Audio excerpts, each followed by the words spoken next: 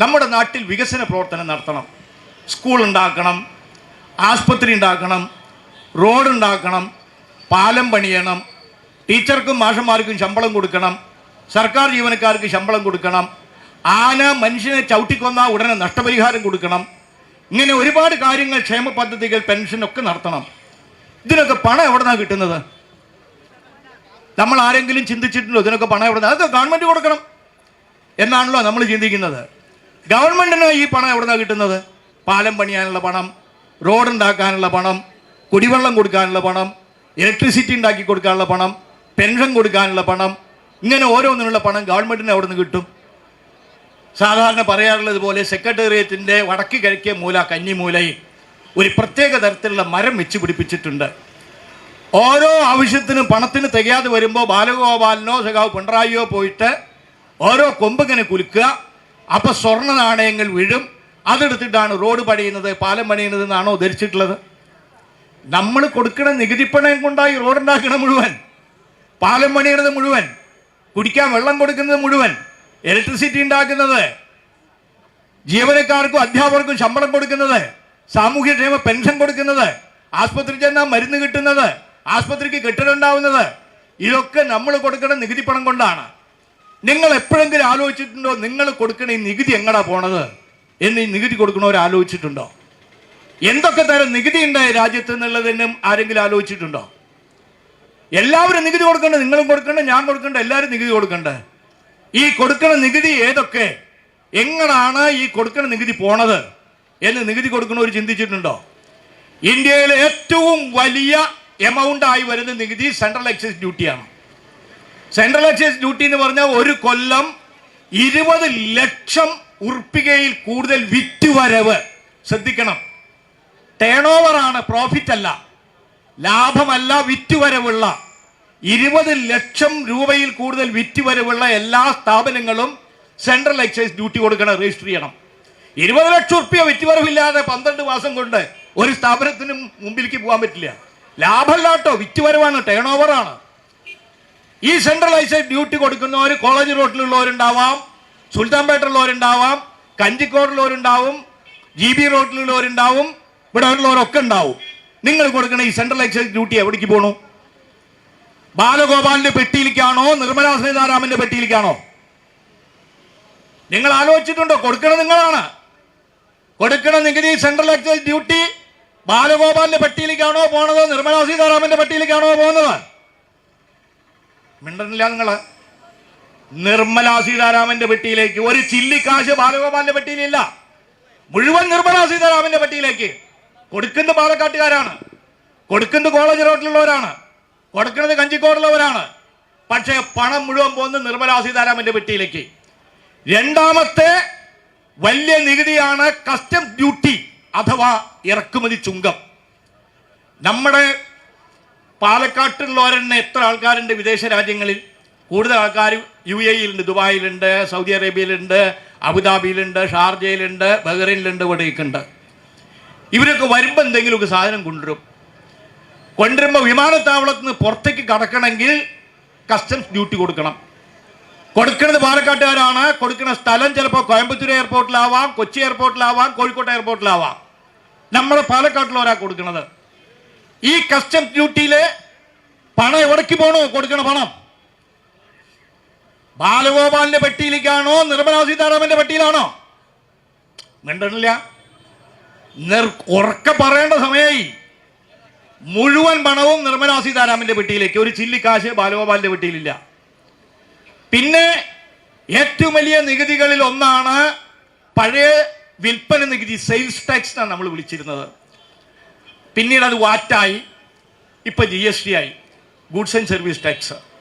എനിക്ക് ഈ GST വന്നപ്പോൾ, സെയിൽസ് ടാക്സ് പോയിട്ട് GST വന്നപ്പോൾ എനിക്കൊരു അനുഭവം ഉണ്ടായിട്ടുണ്ട് പാലക്കാട്. ഞാൻ ഒരു ദിവസം രാത്രി എവിടെയോ മീറ്റിംഗ് കഴിഞ്ഞ് വരുമ്പോൾ ഈ നളന്ദ ഹോട്ടലിൽ ഭക്ഷണം കഴിക്കാൻ കയറി, ഇവിടെ ഉള്ള. അപ്പോൾ ഞാനവിടെ ചെന്നപ്പോൾ ഭയങ്കര ലഹള.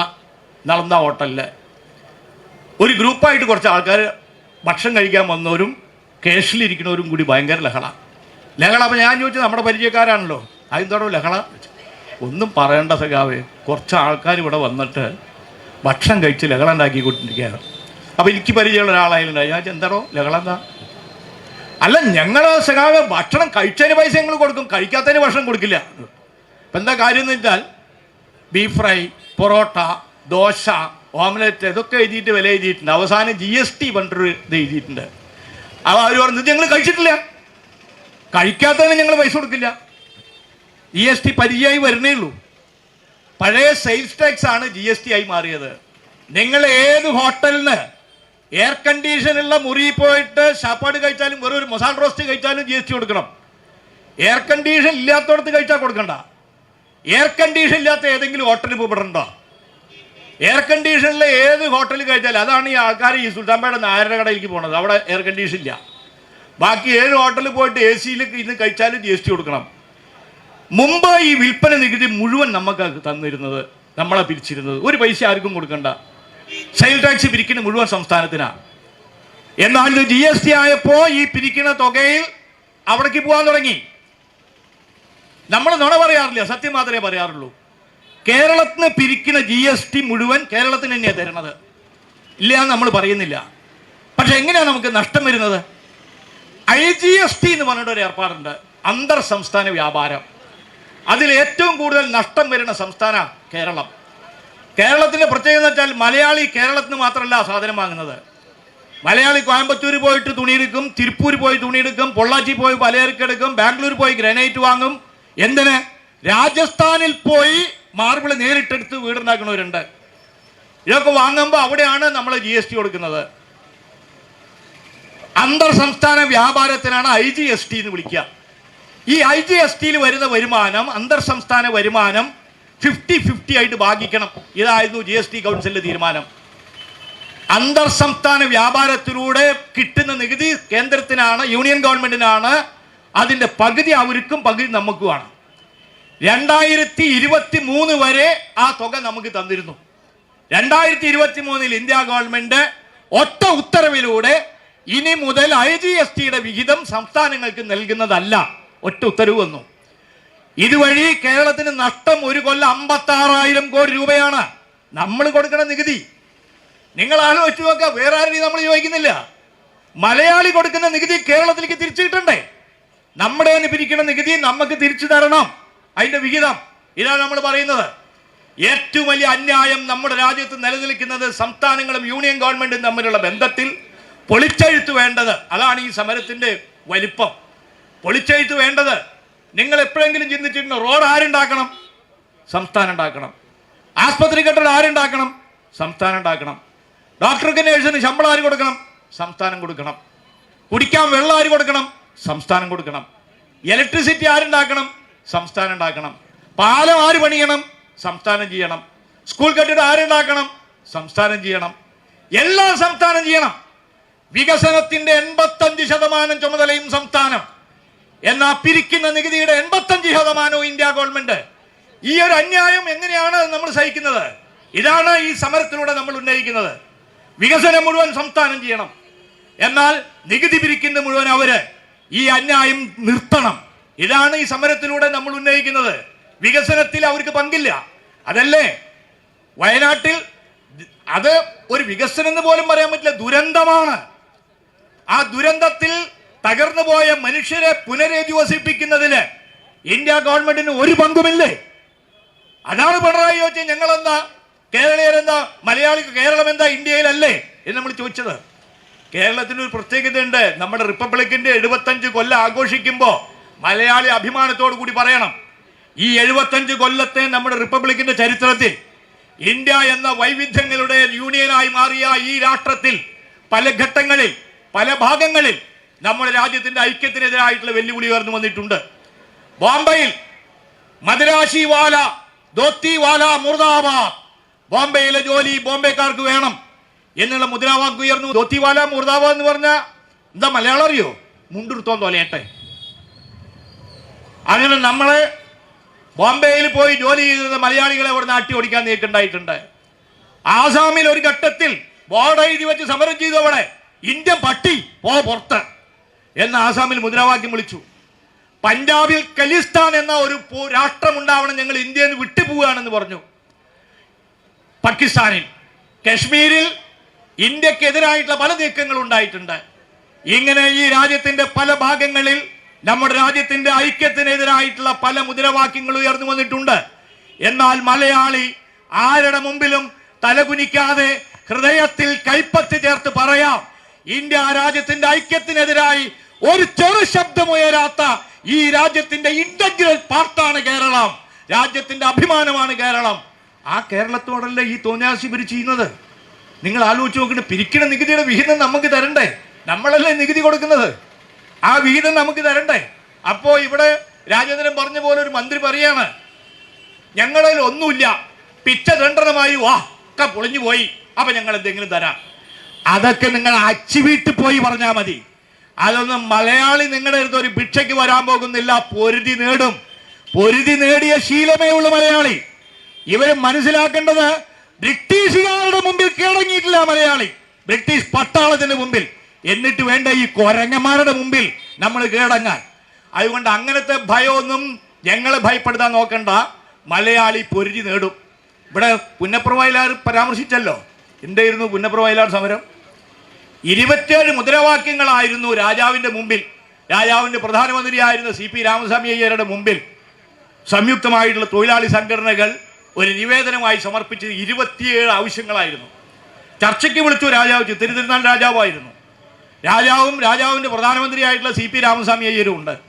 ചർച്ചയ്ക്ക് വിളിച്ചു. എന്നിട്ട് ട്രേഡ് യൂണിയൻ നേതാക്കളോട് പറഞ്ഞു, ഈ നിവേദനത്തിലെ 26 ആവശ്യങ്ങളും ഞങ്ങൾ അംഗീകരിച്ചിരിക്കുന്നു, ഒരാവശ്യം നിങ്ങൾ പിൻവലിക്കണം. അപ്പോൾ ട്രേഡ് യൂണിയൻ നേതാക്കന്മാർ പറഞ്ഞു, നിങ്ങൾ ഞങ്ങളുടെ 26 ആവശ്യങ്ങളും നിഷേധിച്ചോ, എന്നാൽ ഈ ഒരാവശ്യത്തിൽ നിന്ന് ഞങ്ങൾ പിന്മാറാൻ പറ്റില്ല. ആ ആവശ്യം എന്തായിരുന്നു എന്നറിയോ? ഉത്തരവാദിത്ത ഭരണം വേണം, ദിവാൻ ഭരണം അവസാനിപ്പിക്കണം തിരുവിതാംകൂറിൽ. ആ ഒറ്റ മുദ്രാവാക്യത്തിലായിരുന്നു സമരം. ആ സമരം ഈ ഇന്ത്യ രാജ്യത്തെ ഏറ്റവും വലിയ തൊഴിലാളി വർഗത്തിന്റെ സമരമായിരുന്നു പുന്നപ്ര വയലാർ സമരം. കീഴടങ്ങിയ ചരിത്രമില്ല മലയാളിക്ക്, കീഴടങ്ങില്ല മലയാളി. അതുകൊണ്ട് ഇവരുടെ ഈ കേരളത്തിന് നേർക്ക് നടത്തുന്ന ഈ അതിക്രമങ്ങളുടെ മുമ്പിലൊന്നും മലയാളി കീഴടങ്ങാൻ പോകുന്നില്ല. ഇതാണ് ഒന്നാമത് ഈ സമരത്തിലൂടെ നാം ഉന്നയിക്കുന്നത്. യൂണിയൻ ഗവൺമെന്റ് സംസ്ഥാനങ്ങളോട് കാണിക്കുന്ന അന്യായം തിരുത്തപ്പെടുക തന്നെ വേണം. സംസ്ഥാനങ്ങളുടെ ഭരണഘടനാപരമായിട്ടുള്ള അധികാരങ്ങളിലേക്ക് കടന്നു കയറരുത് യൂണിയൻ ഗവൺമെന്റ്. എങ്കിലേ ഈ രാജ്യം നിലനിൽക്കൂ. നമ്മുടെ അധികാരത്തിലേക്ക് ഭരണഘടനാ വിരുദ്ധമായി കടന്നു കയറുന്നവ, അതാണ് ഇവിടെ ബാലേട്ടൻ സൂചിപ്പിച്ചത്. കേരളത്തിലെ സർവകലാശാലകൾ മുഴുവൻ ഉണ്ടായത് യൂണിയൻ ഗവൺമെന്റ് ഉണ്ടാക്കിയിട്ടുള്ള സർവകലാശാലയല്ല, കേരളത്തിൽ നിലനിൽക്കുന്ന സർവകലാശാലകൾ. Kerala university, Mahatma Gandhi university, Kozhikode university, Kannur university, agriculture university, medical university, technical university, Sree Narayana Guru open university, ഈ സർവകലാശാലകളൊക്കെ കേരള നിയമസഭ പാസാക്കിയ നിയമം മൂലമുണ്ടായതാണ്. കേരള നിയമസഭ ഉണ്ടാക്കിയ നിയമത്തിലൂടെ ഉണ്ടായ സർവകലാശാല. ആ സർവകലാശാലകൾക്ക് പണം ആര് കൊടുക്കുന്നു? ഈ സർവകലാശാലകൾക്കുള്ള പണം മുഴുവൻ സംസ്ഥാന ബഡ്ജറ്റിലൂടെയാണ് നീക്കിവെക്കുന്നത്. സംസ്ഥാന ബഡ്ജറ്റ് എന്ന് പറഞ്ഞാൽ നേരത്തെ പറഞ്ഞതുപോലെ മലയാളികൾ കൊടുക്കുന്ന നികുതിയാണ്. മലയാളികൾ കൊടുക്കുന്ന നികുതി പണം കൊണ്ട് കേരള നിയമസഭ ഉണ്ടാക്കിയിട്ടുള്ള നിയമങ്ങളിലൂടെ നിലവിലുള്ള നമ്മുടെ സർവകലാശാലകളിലെ ഭരണാധികാരിയെ തീരുമാനിക്കാൻ ഈ സംസ്ഥാനത്തിന് അധികാരമില്ല എന്ന് പറഞ്ഞാൽ ബ്രിട്ടീഷുകാരോട് ഏറ്റുമുട്ടിയതുപോലെ ഏറ്റുമുട്ടും കേരളം. കീഴടങ്ങാൻ പോകുന്നില്ല നിങ്ങളുടെ മുമ്പിൽ. ഇതാ ഈസ്റ്റ് ഇന്ത്യ കമ്പനിയും ചെയ്തത്. മലയാളിയുടെ നിന്ന് പിരിക്കുന്ന നികുതി കൊണ്ട് കേരളത്തിലെ നിയമസഭ ഉണ്ടാക്കിയിട്ടുള്ള നിയമങ്ങളിലൂടെ നിലവിൽ വന്ന യൂണിവേഴ്സിറ്റികളുടെ ഭരണാധികാരിയെ തീരുമാനിക്കാൻ കേരള സർക്കാരിന്റെ അധികാരമില്ല എന്ന് പറഞ്ഞാൽ കീഴടങ്ങാൻ പോകുന്നില്ല കേരളം. അപ്പോൾ അതിനെതിരായിട്ടുള്ള സമരമാണ്.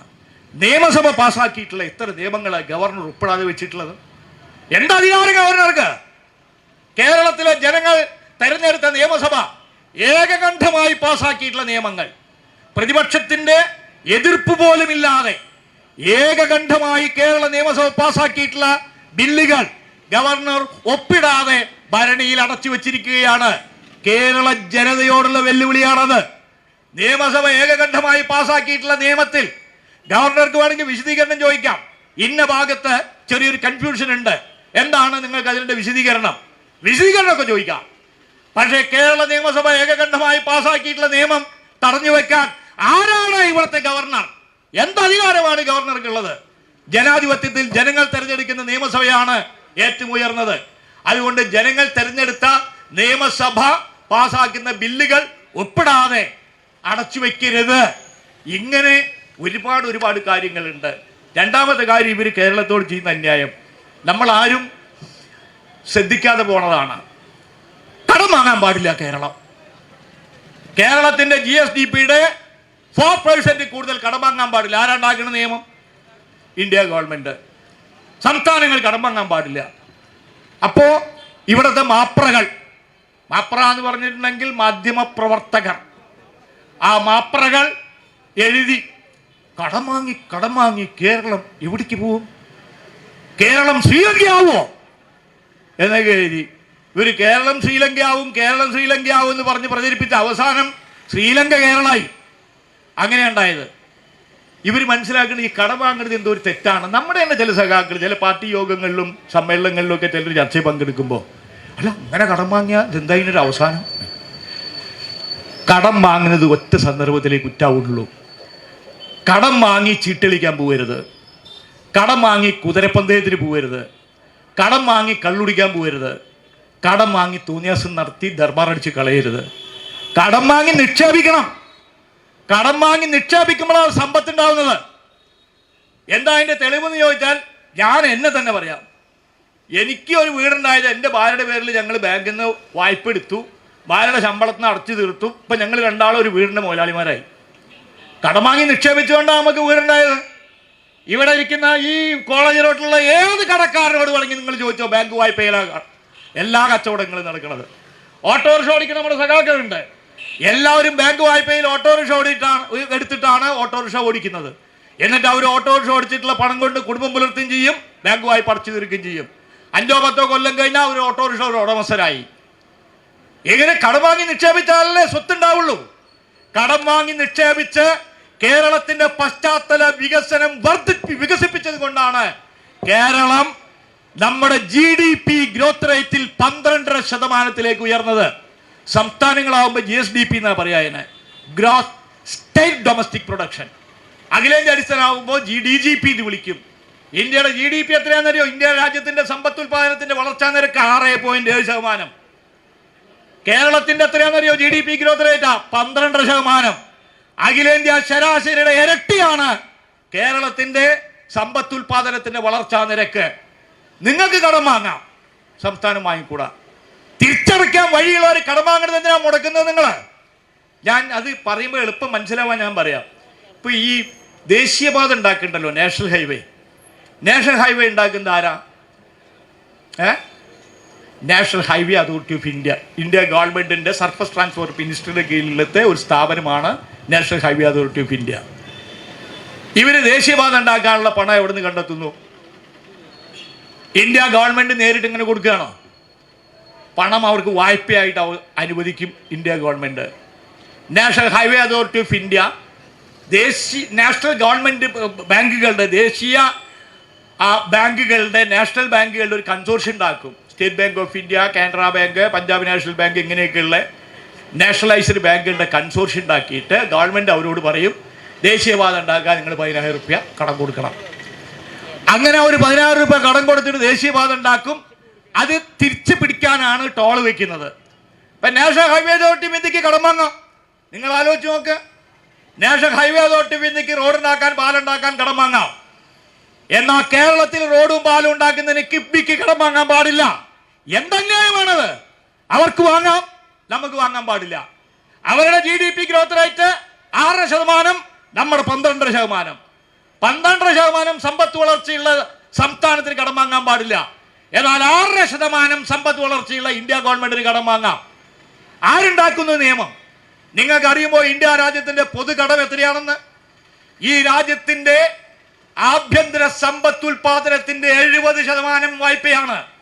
നമുക്ക് 4% താഴെയുള്ളൂ, 3.4% ഉള്ളൂ.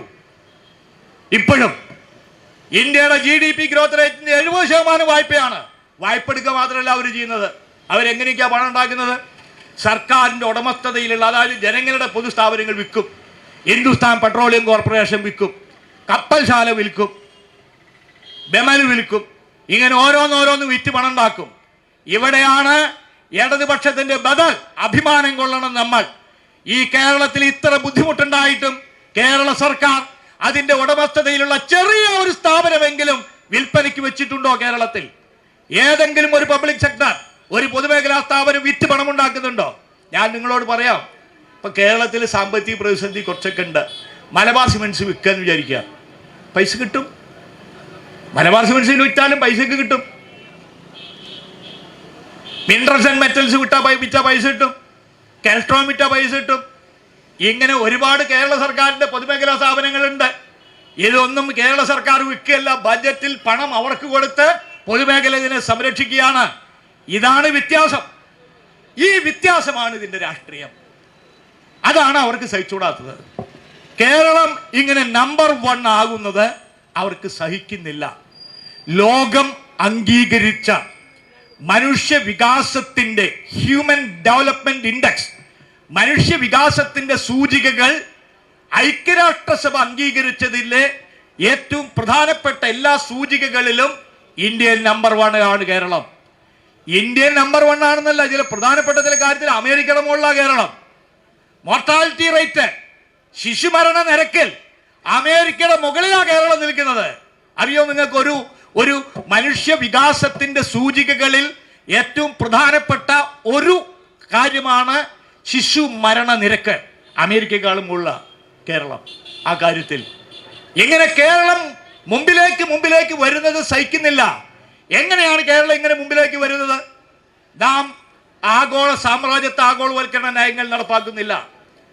നാം പുത്തൻ ഉദാരവൽക്കരണ നയങ്ങൾ നടപ്പാക്കുന്നില്ല. നമ്മൾ സ്വകാര്യവൽക്കരണ നയങ്ങൾ നടപ്പാക്കുന്നില്ല. ഈ സമ്പദ്ഘടനയ്ക്ക് ബദലാണ് കേരളം. കേരളം ഉയർത്തുന്നത് ഒരു ബദൽ രാഷ്ട്രീയമാണ്. ഓൾട്ടർനേറ്റീവ് ഡെവലപ്മെന്റ് ആ കേരളം ഉണ്ടാക്കുന്നത്. ഈ ബദൽ വികസനത്തെ തകർക്കണം. ആ ബദൽ വികസനത്തെ തകർക്കുക എന്ന ലക്ഷ്യത്തിലാണ് കേരളത്തിനെതിരായിട്ടുള്ള ഉപരോധം മുഴുവൻ ഇവർ ആരംഭിച്ചിട്ടുള്ളത്.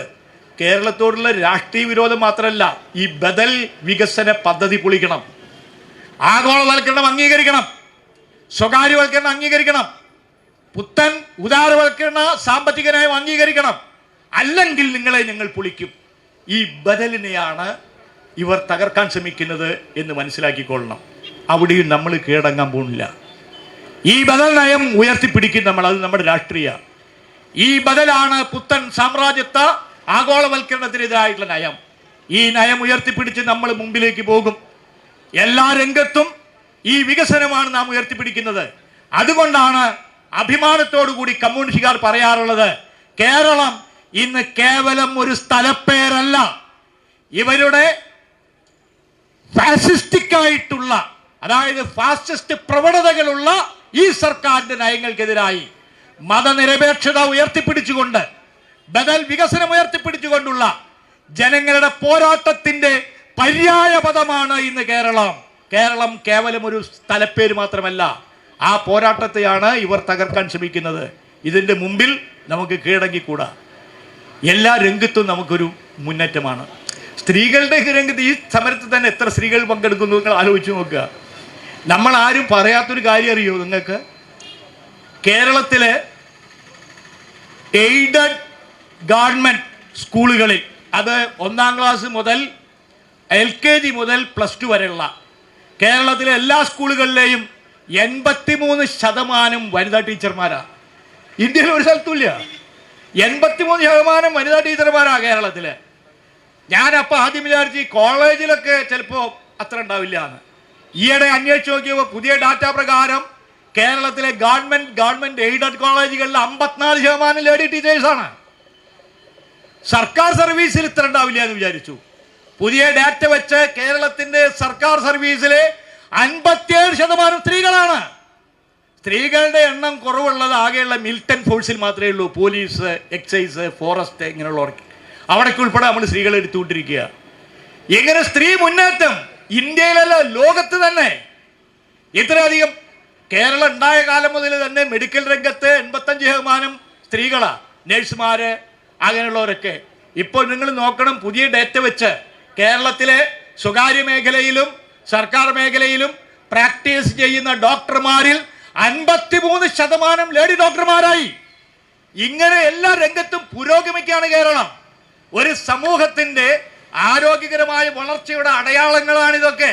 സ്ത്രീകളുടെ മുന്നേറ്റം ഈ രംഗത്ത്, ഇതൊക്കെ തകർക്കുക എന്നുള്ളതാണ് ഇവിടെ ലക്ഷ്യം. നമ്മൾ കുടുംബശ്രീ ഉണ്ടാക്കി. അപ്പോൾ ആ കുടുംബശ്രീ തകർക്കാൻ വേണ്ടി ഇവർ ജനശ്രീ ഉണ്ടാക്കി. കോൺഗ്രസ് ജനശ്രീ മിഷൻ കുടുംബശ്രീയെ തകർക്കാനാ.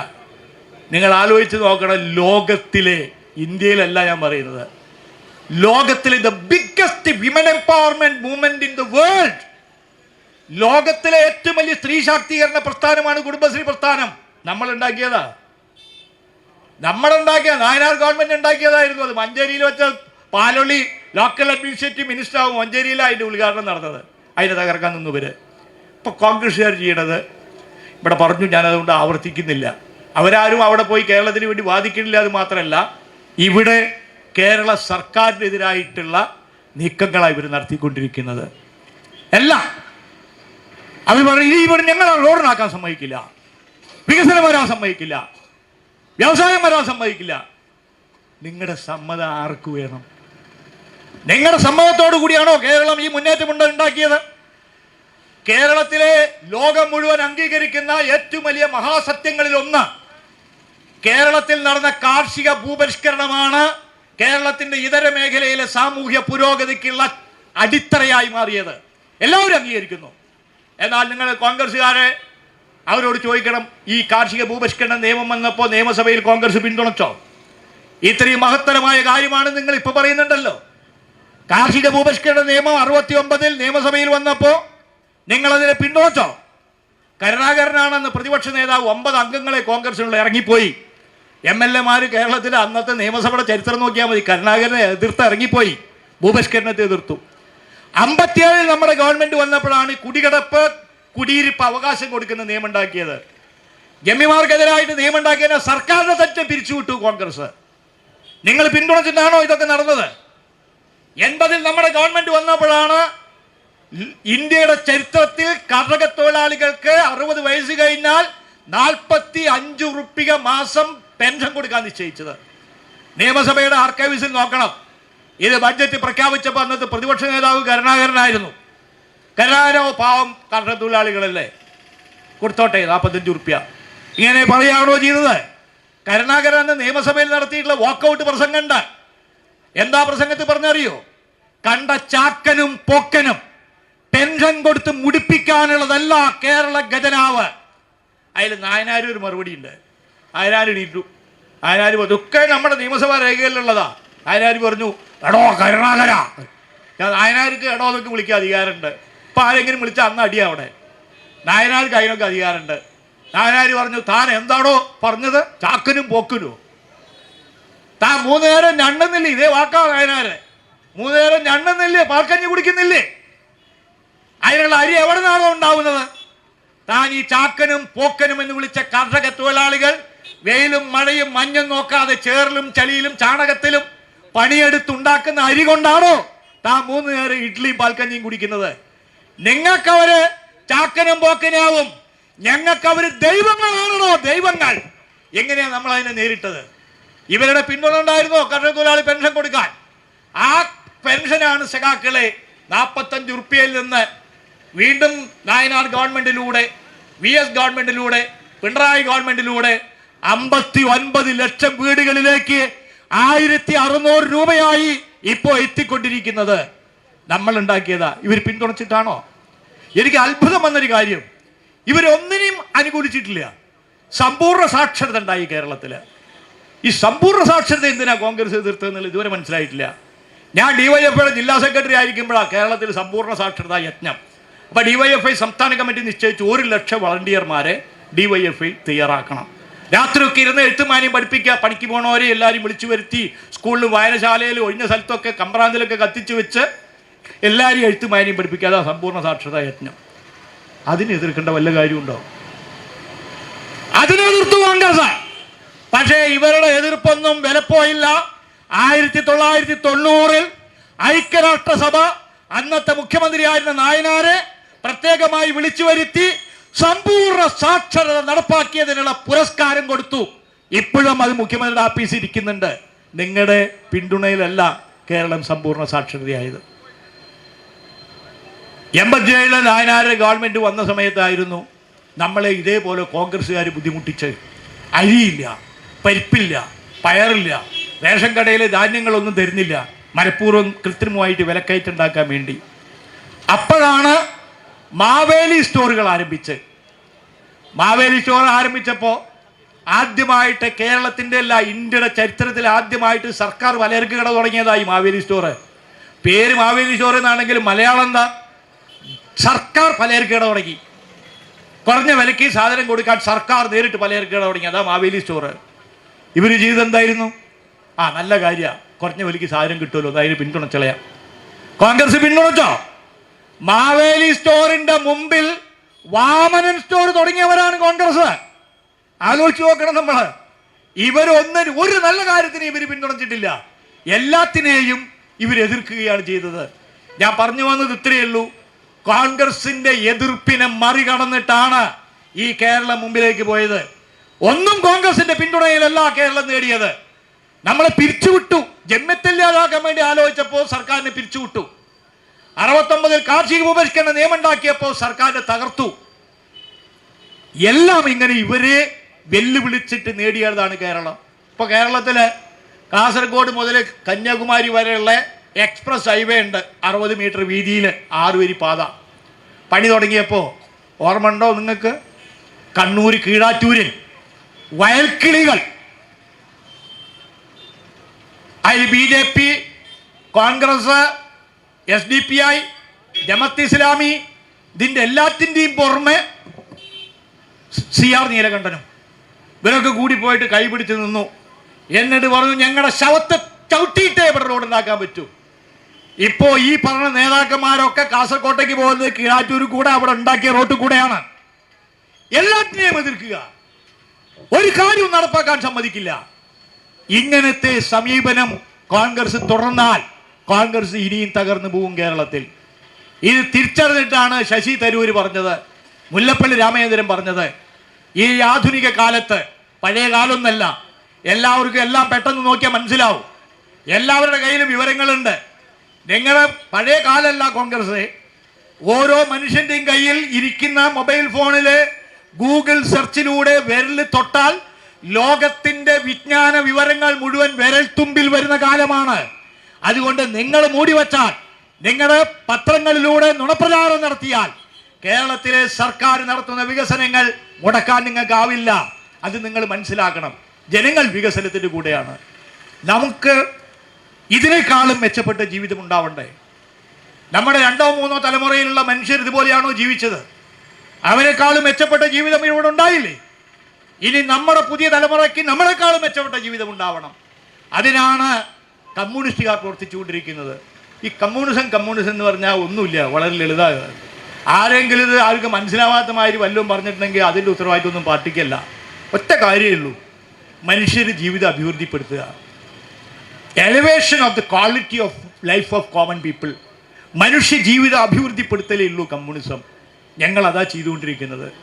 കഴിഞ്ഞ 80 കൊല്ലമായി കേരളത്തിൽ കമ്മ്യൂണിസ്റ്റ് പാർട്ടി നടത്തിക്കൊണ്ടിരിക്കുന്ന പ്രവർത്തനം അതാണ്. മനുഷ്യജീവിതം, വിശേഷിച്ചും പാവപ്പെട്ട മനുഷ്യൻ്റെ ജീവിതം അഭിവൃദ്ധിപ്പെടുത്തിക്കൊണ്ടിരിക്കുകയാണ്. നമ്മൾ മുന്നേറി വന്നു, ഇനി ഇതിനേക്കാളും മുന്നേറണം. ഇതിനേക്കാളും മുന്നേറി ലോകത്തിൽ മനുഷ്യന് ലഭ്യമാവുന്ന എല്ലാ ജീവിത സൗകര്യങ്ങളും പാവപ്പെട്ട മനുഷ്യന് ലഭിക്കുന്ന ഒരു നാടായി കേരളം മാറണം. അതിനുവേണ്ടിയാണ് ഞങ്ങൾ പ്രവർത്തിച്ചുകൊണ്ടിരിക്കുന്നത്. ആ പ്രവർത്തനത്തെ തടയാനാണ് ഇന്ത്യ ഗവൺമെൻറ്, യൂണിയൻ ഗവൺമെൻറ് കേരളത്തിനെതിരായിട്ടുള്ള ഉപരോധം ഏർപ്പെടുത്തിയിട്ടുള്ളത്. നമ്മൾ കൊടുക്കുന്ന നികുതി ഉത്തരേന്ത്യയിലേക്കാണ് കൊണ്ടുപോകുന്നത്, നമുക്ക് തരുന്നില്ല. ഈ അന്യായത്തെയാണ് ചോദ്യം ചെയ്യേണ്ടത്. നമ്മുടെ തന്നെ പിരിക്കണമെന്ന നികുതിയുടെ വിഹിതം നമുക്ക് തരണം. എങ്ങനെയാണ് യൂണിയൻ ഗവൺമെൻറ് നികുതി പിരിച്ചാൽ അത് സംസ്ഥാനങ്ങൾക്ക് റീഡിസ്ട്രിബ്യൂട്ട് ചെയ്ത് വീതം വെച്ച് കൊടുക്കേണ്ടത് എന്നതിന് വ്യവസ്ഥ ഉണ്ട്.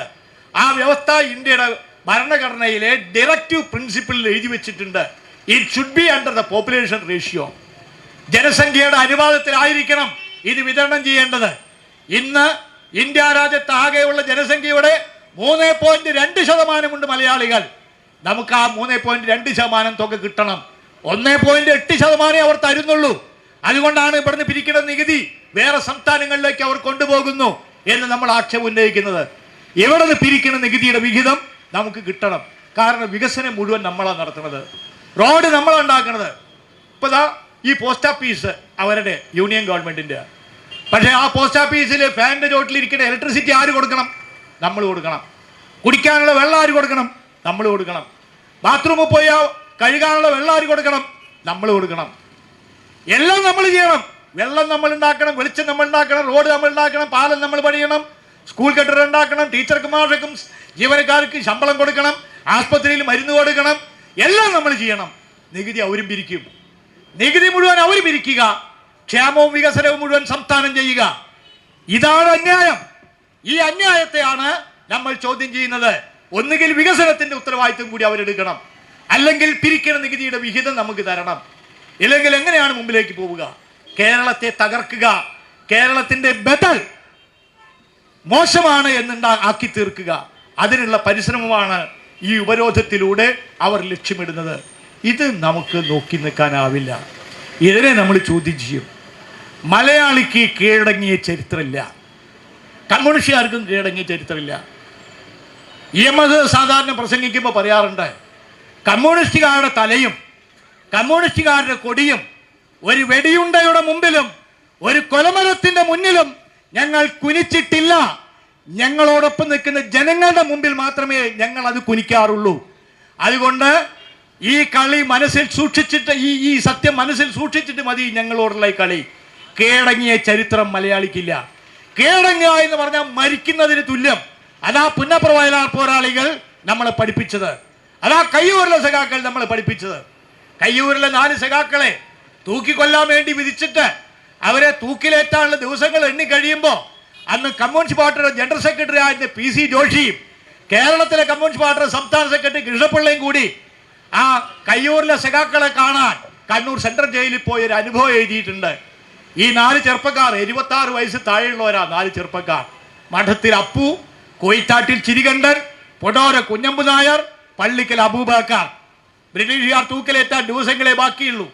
കണ്ണൂർ സെൻട്രൽ ജയിലിൽ PC ജോഷിയും P കൃഷ്ണപിള്ളയും കാണാൻ പോയപ്പോ കരുത്തിന്റെ കരുത്തായിരുന്ന കൃഷ്ണപിള്ള പോലും കരഞ്ഞു, കണ്ണീരൊഴുകി.